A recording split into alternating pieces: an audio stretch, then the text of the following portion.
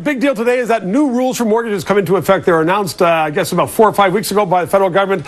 Here to help us get through all this, Marcus Tzaferis. He is with More Can Direct, and you deal with mortgages all the time. So, listen, explain to us what the change is that the federal government brought about that's an effective today.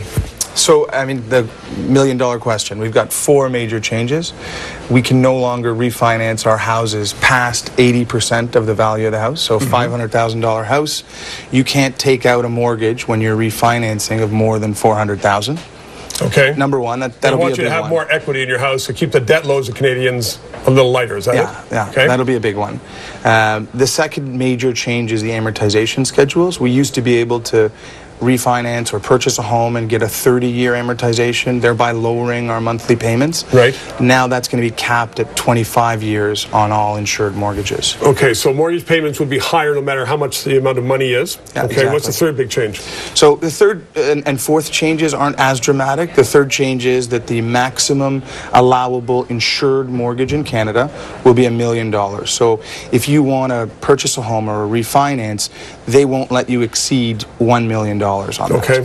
So look, overall then, I mean, I understand when the Minister of Finance brought these about, he said he wants to make sure that Canadians don't have a higher debt load like some in other countries. Yeah. And he was saying that's just sort of time to bring it down a little bit. So let's just take an example, because forget about those people who have houses and want to refinance. What about new buyers, whether it's a house or a condo?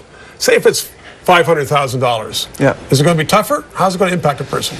So purchasing, I think you can expect to see the underwriting criteria that CMHC and the other insurers impose to be a little bit tighter.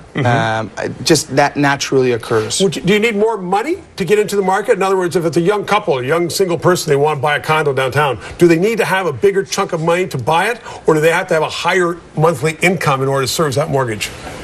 It definitely affects the monthly income. So the fourth of those changes was a kind of a little bit of a less dramatic tweak, but now the GDS ratio, so the gross debt service ratio on these mortgages, has dropped from a maximum allowable of 44% to 39%. So Marcus, does this mean that they're talking the last few years that money is cheap? Go out and buy stuff because money is cheap. Yeah. Is that what the purpose is, to make it a little bit more expensive so you aren't getting into the market unless you really have the dough? It's a really good way of looking at it. So what we like to say is, it's almost as if the government of Canada and the governor of the Bank of Canada got together and said, instead of trying to influence behavior by using monetary policy, so by decreasing or increasing interest rates, let's try to tweak the mortgage regulations so that we don't have to affect our entire economy. I mean, the economy's in rough shape. We've got a lot of influencing factors. We've got Europe, we've got China, we've got Greece, the United States, we've got Greece.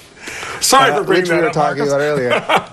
But instead of influencing interest rates and raising interest rates and affecting a more broad segment of the economy, let's take these mortgage rules and let's affect mortgages and housing, which accounts for about 20% of GDP. Okay, so I know that you're a mortgage specialist, and I guess for everybody looking to buy, they should go and see a mortgage specialist, because there's ways to rejig it, are there? Yeah, we are always advising clients, whether it's us or another broker, find someone you trust and go for that sound, unbiased advice.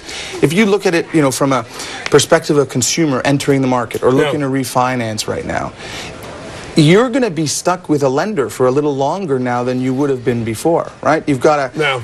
But you're buying a house. Going to be your friend for a bit longer. Instead of sitting there for 10 years over your shoulder, they're going to be there for 20 years over your shoulder. Yeah. But, I mean, is it going to impact the market? I mean, definitely. In Toronto, the housing market? Yeah, definitely. It's going to slow down? Yeah.